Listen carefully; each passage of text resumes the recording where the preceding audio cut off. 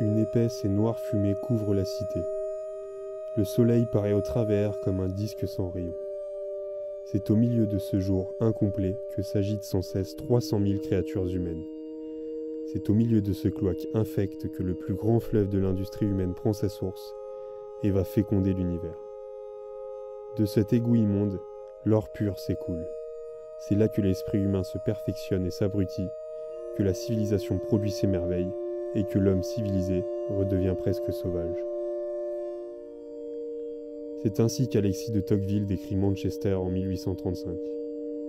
Berceau mondial de la révolution industrielle, Manchester est une ville qui assure sa croissance par le développement de son industrie cotonnière au XIXe siècle.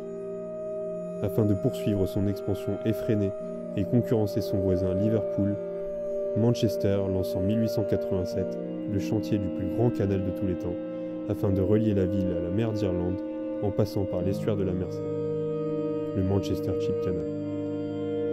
Aujourd'hui, l'ère industrielle mancunienne laisse derrière elle des paysages fragilisés, avec comme figure de proue le Manchester Chip Canal, témoin inéluctable d'un territoire berceau de l'Anthropocène.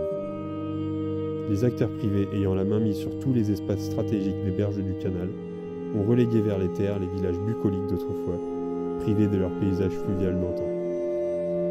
L'eau, libre de toute interdiction, apparaît donc comme un espace de lutte sociale privilégié pour reconquérir un paysage fluvial confisqué depuis bien trop longtemps par l'industrie.